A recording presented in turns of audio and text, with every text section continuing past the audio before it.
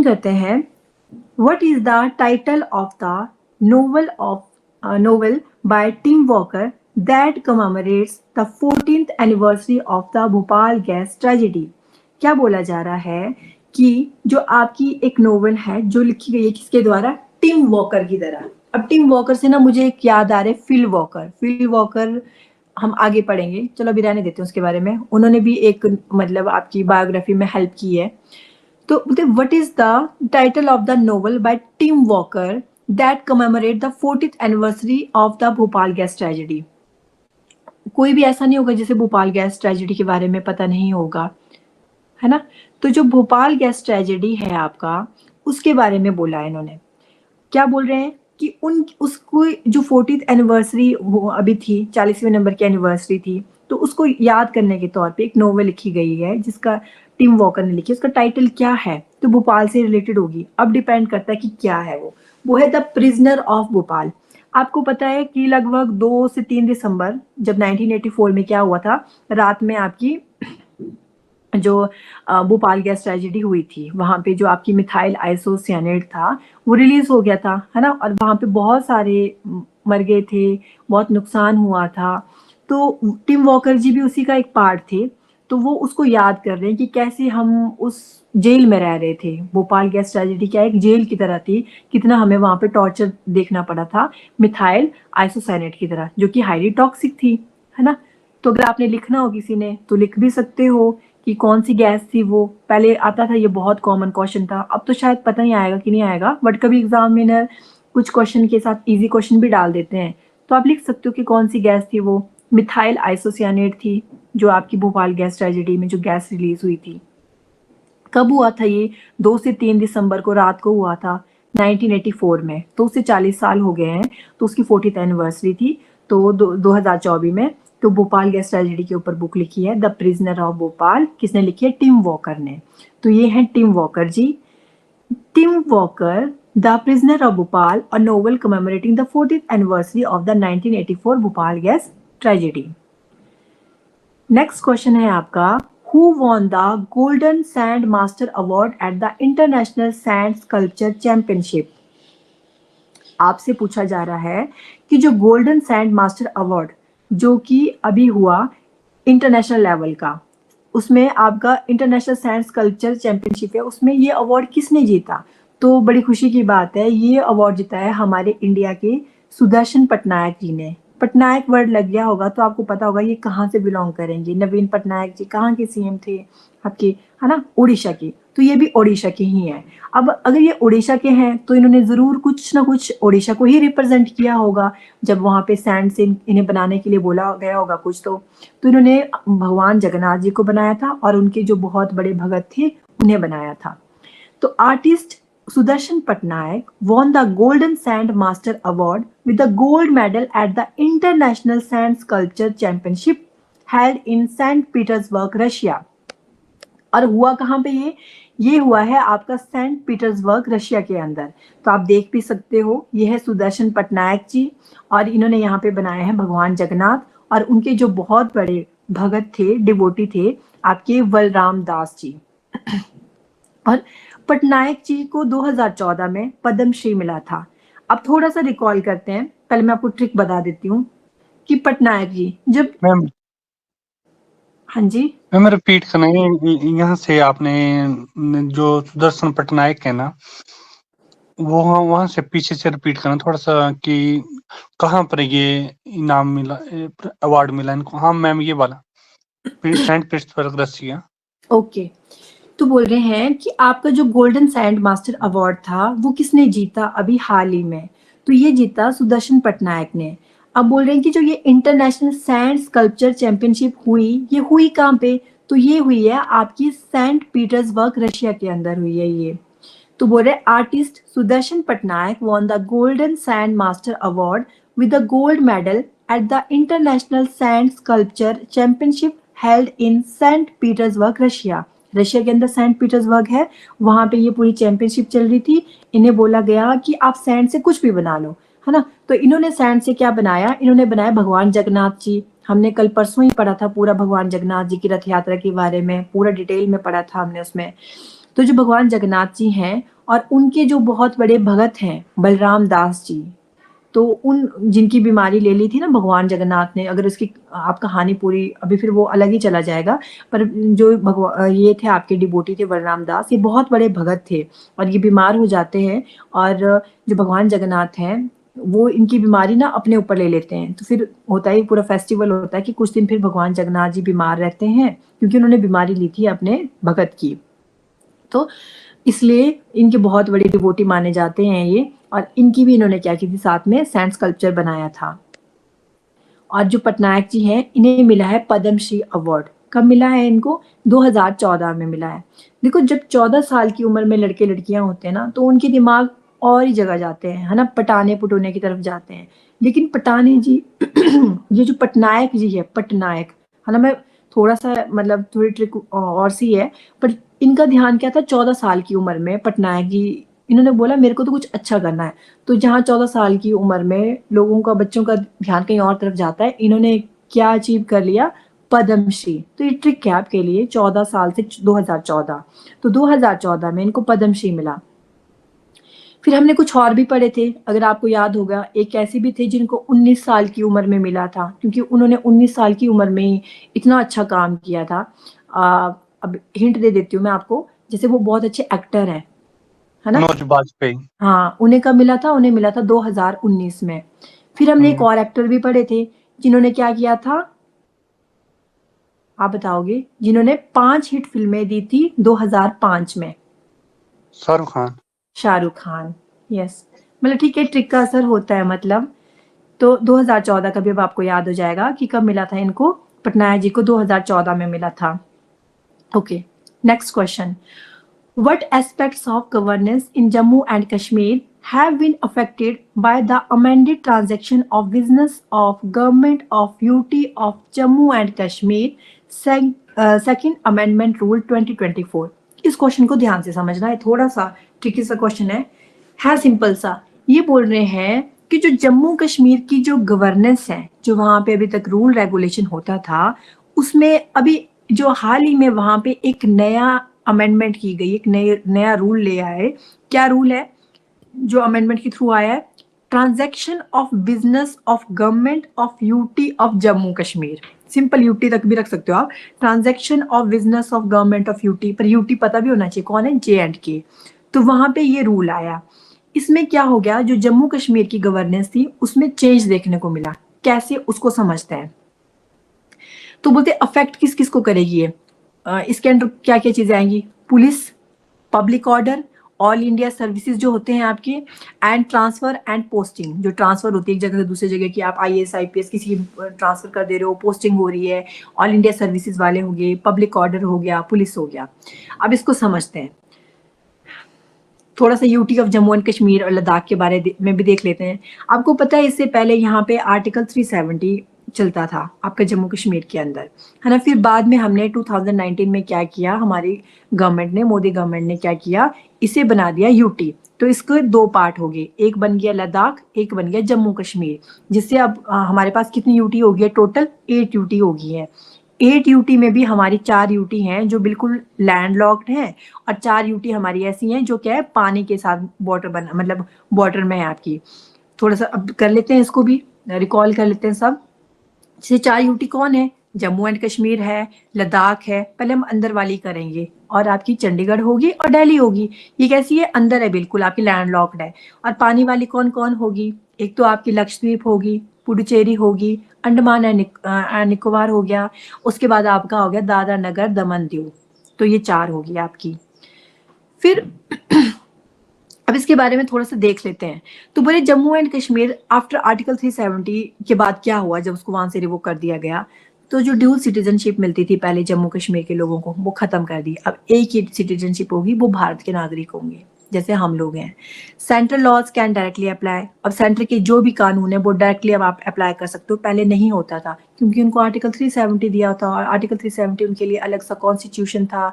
हर एक चीज में उनको अलग से राइट मिलते थे, ड्यूल सिटीजनशिप मिलती थी। दूसरा, no separate laws for Jammu and Kashmir.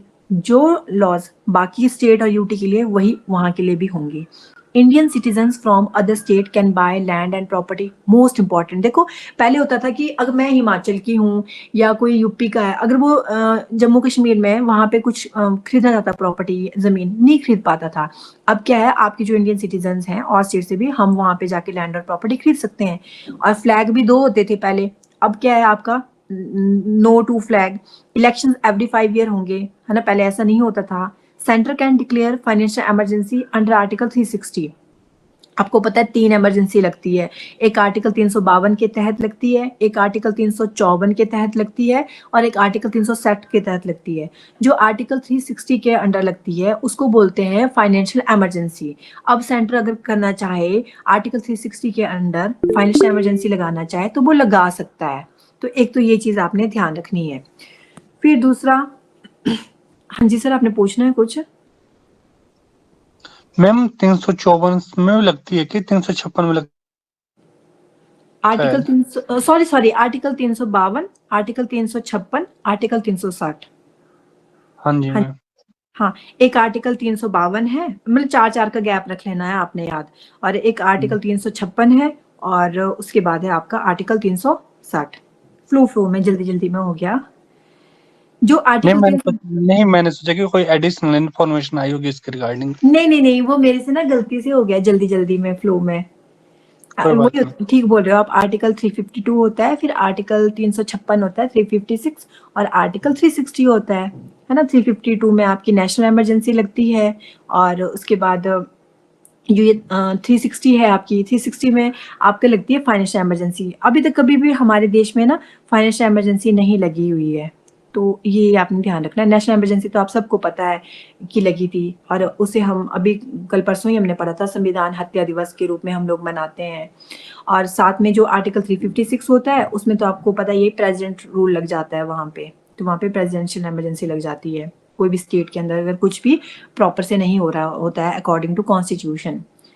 फिर police will be manage by the centre. अब पुलिस को भी क्या करेगा, मैनेज करेगी सेंटर। तो अब थोड़ा सा काफी ज्यादा चेंजेस आ गए हैं, जो बाकी यूटी पे इम्प्लीमेंट होगा वही यहाँ पे इम्प्लीमेंट होगा। तो ये इंपॉर्टेंट था, मतलब जनरल सा हमें अपने नॉलेज के लिए। Centre gives more power. अब आते हैं अपने क्वेश्चन के ऊपर। क्वेश्चन क्या था कि हाल ही में जो ये नया एक अमेंडमेंट रूल आया है जम्मू कश्मीर के अंदर, ये आया है, इससे क्या चेंज देखने को मिलेगा? एक तो ये अफेक्ट किस किस के ऊपर, किस किस को अफेक्ट करेगा? पुलिस को करेगा, पब्लिक ऑर्डर को करेगा, ऑल इंडिया सर्विसेज को करेगा, एंड ट्रांसफर एंड पोस्टिंग्स को करेगा। अब समझते हैं। Whereas center gives more power to Lieutenant Governor of Jammu and Kashmir on matters related to police, all India service officers। क्या बोला जा रहा है कि जो सेंटर है आपका, अब उन्होंने क्या किया है, ये जो पूरा अमेंडमेंट आया है इसके तहत जो जम्मू कश्मीर के लेफ्टिनेंट गवर्नर है उनको ज्यादा पावर दे दी गई है, उनको मोर पावरफुल बना दिया गया है। किस किस मैटर में? पुलिस या फिर ऑल इंडिया सर्विस ऑफिसर्स, जो भी ये मैटर होंगे। Manoj Sinha is an Indian politician serving as the second and the current Lieutenant Governor of Jammu and Kashmir। हमें पता होना चाहिए कि वहां पे अब आपके क्या होते हैं, लेफ्टिनेंट गवर्नर होते हैं, है ना। तो लेफ्टिनेंट गवर्नर सबसे पहले कौन थे जम्मू कश्मीर के अंदर, जो जब आपकी यूटी बनी थी तो वो थे आपके गिरीश चंद्रा मुर्मू जी। उसके बाद जो सेकंड टाइम बने वो बने आपके मनोज सिन्हा। अब मनोज सिन्हा जब आपके बने सेकंड, और अभी करंट लेफ्टिनेंट गवर्नर भी यही है जम्मू कश्मीर के, तो अब इन्हें क्या किया है, ज्यादा पावर दे दी गई है। The Ministry of Home Affairs recently amended the transaction of business rules, enhancing the powers of the Lieutenant Governor of Jammu and Kashmir in matters related to police, public order, all India services, and transfer and posting। तो अब इन सब चीजों के ऊपर direct power किसके पास आ गया, lieutenant governor. Actual में पहले क्या होता था, बोले according to the notification these rules may be called the transaction of business of government of UT of Jammu and Kashmir second amendment rule. तो इन रूल को ये नाम दिया गया है। And they shall came into force on the date of their publication in the official gazette. जो भी ऑफिशियल गैजेट में डेट होगी उसके अकॉर्डिंग ये पब्लिश हो जाएंगे और फोर्स में भी आ जाएंगे। पास्ट में क्या होता था, कोई भी प्रपोजल होता था पुलिस से रिलेटेड, पब्लिक ऑर्डर से रिलेटेड, या ऑल इंडिया सर्विसेज से रिलेटेड, या फिर एंटी करप्शन ब्यूरो से रिलेटेड, तो उन्हें ना अप्रूवल की जरूरत पड़ती थी, जो आपका फिनेंस डिपार्टमेंट होता था जम्मू कश्मीर का। मतलब कि वहां से अगर अप्रूवल मिला तभी वो क्या करेगा, गवर्नर तक पहुंचता था। लेकिन अब इस चीज को खत्म कर दिया गया है। कि अब अगर कोई किसी भी तरीके का आपको पुलिस में कुछ भी करना है, कोई चेंज करना है, पब्लिक ऑर्डर कोई भी आपने इशू करना है, कुछ भी करना है, तो आपको फाइनेंस कमीशन जो आपका फाइनेंस डिपार्टमेंट है सॉरी जम्मू कश्मीर का, उसके पास जाने की ज़रूरत नहीं है, वहाँ पे अप्रूवल की ज़रूरत नहीं है। तो वहाँ पे आप डायरेक्ट कोई भी चीफ सेक्रेटरी होगा आपका यूटी का, वो डायरेक्ट किसके पास जा सकते हैं, लेफ्टिनेंट गवर्नर के पास जा सकते हैं। तो बोले under the revised rule such proposal must now be presented directly to the lieutenant governor through the chief secretary of the UT। बहुत इंपॉर्टेंट है, आपको पता है जम्मू कश्मीर की कोई भी न्यूज, छोटी से छोटी न्यूज भी कैसी होती है, इंपॉर्टेंट होती है। तो ये आपको पता होना चाहिए कि नया रूल आ गया है JNK के अंदर, जिसमें क्या कर दिया है, आपका गवर्नर को ज्यादा पावर दे दी गई है। और जो पहले फिनांस डिपार्टमेंट के पास जाना पड़ता था अप्रूवल के लिए, अगर कोई पुलिस से रिलेटेड हो या सर्विस ऑल इंडिया सर्विस से रिलेटेड हो, एंटी करप्शन ब्यूरो से रिलेटेड हो, तो अब नहीं जाना पड़ेगा वहाँ पे। अब डायरेक्ट कोई भी वहाँ का जो आपका यूटी का चीफ सेक्रेटरी है, वो डायरेक्ट क्या कर सकते हैं, गवर्नर के पास जा सकते हैं और गवर्नर के सामने इसको प्रेजेंट कर सकते हैं। फिर गवर्नर जी क्या बोलते हैं वो उनके ऊपर है। उसके बाद जब से हमारी जम्मू कश्मीर यूटी बनी है, तो उसके सबसे पहले सीएम कौन बने हैं, तो वो बने हैं ओमार अब्दुल्ला जी। तो ये है ओमार अब्दुल्ला जी, और उनके साथ ही डेप्यूटी सीएम कौन बने हैं, सुरिंदर चौधरी जी। तो ये आपने ये याद रखना है, ओमार अब्दुल्ला एंड सुरिंदर चौधरी। ये है सुरिंदर चौधरी जी। और जम्मू आपका JNK कब यूटी बना था, 31 अक्टूबर 2019 2019 में बना था, 31 अक्टूबर को। नेक्स्ट क्वेश्चन है, what was the primary objective of NASA's VIPER program. आपसे पूछा जा रहा है कि जो नासा का वाइपर प्रोग्राम है उसका प्राइमरी ऑब्जेक्टिव क्या था। तो ये जो नासा का जो वाइपर प्रोग्राम जाना था, जिसको अब कॉल ऑफ कर दिया गया है, वो अब इन्होंने कैंसिल कर दिया कि हम नहीं भेजेंगे। तो उसका जो प्राइमरी ऑब्जेक्टिव था वो था to investigate the sources of water on the moon. चांद के ऊपर उन्होंने वाटर के सोर्सेज ढूंढने थे, इन्वेस्टिगेट करने थे कि चांद के ऊपर कहीं पे पानी है, अगर पानी है तो इन फ्यूचर वहां पे भी क्या कर सकते हैं, पूरी लाइफ को हम क्या कर सकते हैं, बसा सकते हैं, वहां पे हैबिटेट बन सकता है। तो बुरे NASA abandons VIPER mission meant to look for water on moon south pole. तो मून के साउथ पोल पे जाना था और वहां पे ये मिशन जाना था, लेकिन नासा ने अब इसको त्याग दिया है, अबंडन कर दिया, मतलब बोला नहीं अब नहीं हमने भेजना। अब तब न्यूज में था। अब वाइपर प्रोजेक्ट क्या है, इसकी फुल फॉर्म देख लेते हैं। एक्चुअली ये क्या किसको स्टैंड करता है, VIPER, volatiles investigating polar exploration rover, an exploration device that aim to search for water on the moon's south pole as well as provide additional insights about the origin and water distribution at the site। Simple सी बात है, ये क्या करेगा, moon के south pole पे जाना था, वहां पे इन्होंने वाटर की सर्च करनी थी और देखना था कि वहां पे कहाँ पे वाटर डिस्ट्रीब्यूट है। It was launch of brainchild of NASA's Commercial Lunar Payload Services (CLPS) initiative, which allowed the space agency to partner up with the American companies for the delivery of the large and sophisticated science and technology payload to the moon। तो इन्होंने उसके साथ किया था, जो NASA का ही CLPS initiative है, तो उसको उसी का एक ब्रेन चाइल्ड था ये कि हमने ऐसे करना है और वहां पे हमने मून के ऊपर जाना है। तो as part of the VIPER project NASA ने कमीशन किया एक कंपनी के साथ, जो कि बेस थी आपकी पिट्सबर्ग US के अंदर, जिसको बोलते हैं एस्ट्रोबोटिक। उनका जाना है रोवर था और वाइपर का जाना था, वाइपर ने भी जाना था। तो बोलते हैं Astrobotic to carry the rover to the destination aboard its Griffin spacecraft. जो उसका ग्रिफिन स्पेस क्राफ्ट था उसके थ्रू जाना था एस्ट्रोबोटिक रोवर, और इसने भी जाना था वाइपर ने। लेकिन एस्ट्रोबोटिक ने बोला हम तो जाएंगे ही जाएंगे, आपको नहीं भेजना है, अपना तो मत भेजिए। तो Astrobotic will still attempt to land its Griffin spacecraft on the moon in 2025, but the जो वाइपर रोवर है वो उसने अब हाथ खड़े कर दिए, वो उसने बोला मैंने नहीं जाना है, इतना खर्चा भी कर दिया, फिर बोला नहीं मेरे को नहीं जाना है।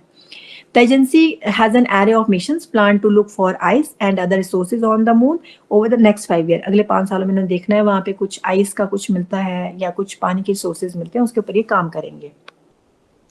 Question number 14, What event does International Moon Day commemorate annually?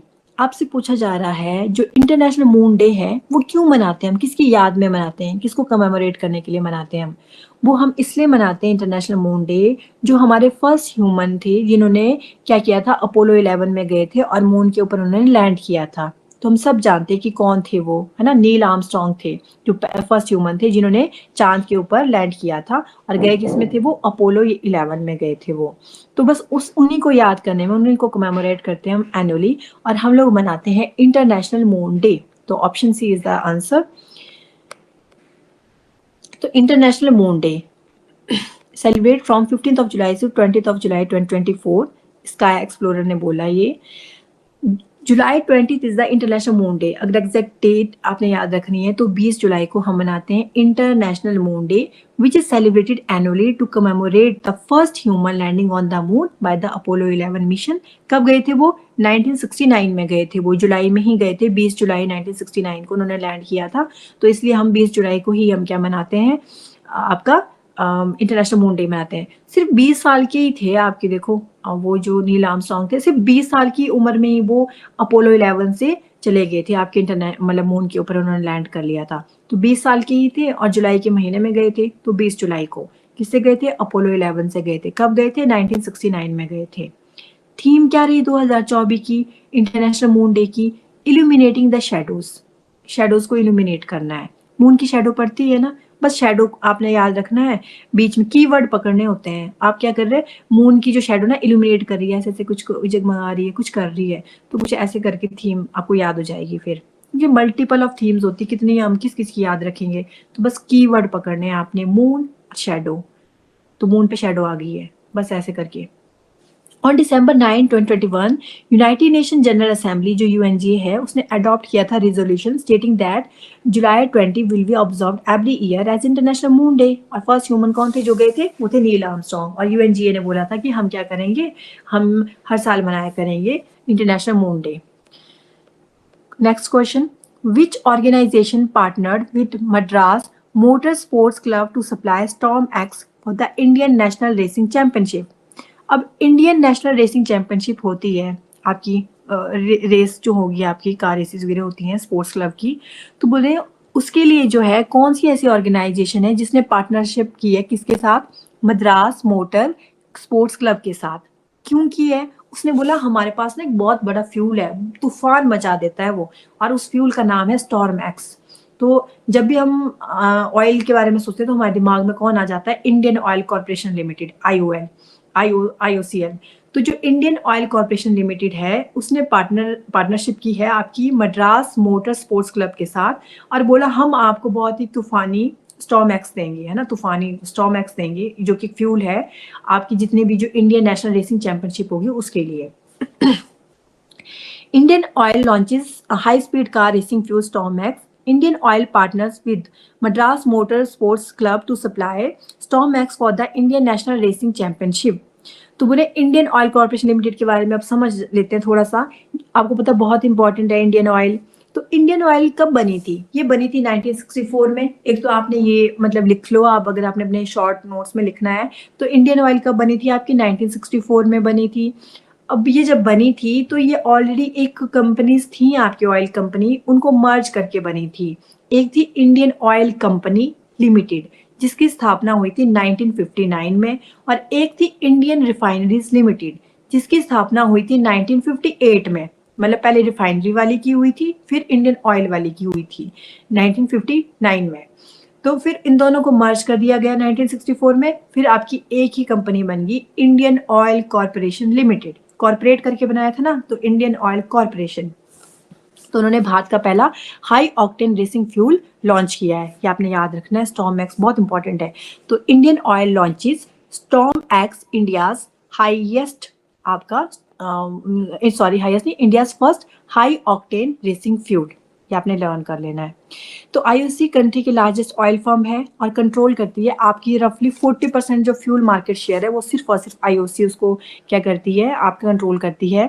The firm refinery at Paradip in Odisha has started producing Storm X और high octane petrol specifically formulated for racing car. जो हर किसी के लिए नहीं होगा, ये होगा आपके लिए, इतना स्ट्रॉन्ग हमें उन्हीं के लिए चाहिए ना जो रेस वगैरह करते हैं, कार रेसिंग होती है उसके लिए। और ये कहाँ पे इसकी फर्स्ट रिफाइनरी आपकी स्टार्ट हुई है, पैराडीप में। पैराडीप कहाँ पे आपका, ओडिशा के अंदर है। तो वहां पे प्रोड्यूस कर रहे हैं स्टॉर्म एक्स को, जो कि एक हाई ऑक्टेन पेट्रोल है। High octane fuel is a type of gas for cars that Burns better than regular gas. जो मतलब कि रेगुलर गैस से ज़्यादा बढ़िया आपकी क्या कर सके, जलती हैं। It helps powerful cars run smoothly, ताकि जो पावरफुल कार वो स्मूथली रन कर सके, and can prevent engine damage, और इंजन डैमेज से भी इसको बचाती है फिर। It is like a special stronger food for cars. आप ये बोल सकते हो कि स्टॉर्म एक्स क्या आ गया है, इंडियन ऑयल कॉर्पोरेशन की तरफ से कारों के लिए एक बहुत बढ़िया वाला खाना आ गया स्ट्रॉन्ग, जिनको और स्ट्रॉन्ग बनाएगा, उनको टूटने से फूटने से उनको बचाएगा और स्मूथली उनको चलने में हेल्प करेगा। तो IOC will be the first Indian company and only a handful globally to produce fuel used in F1 racing.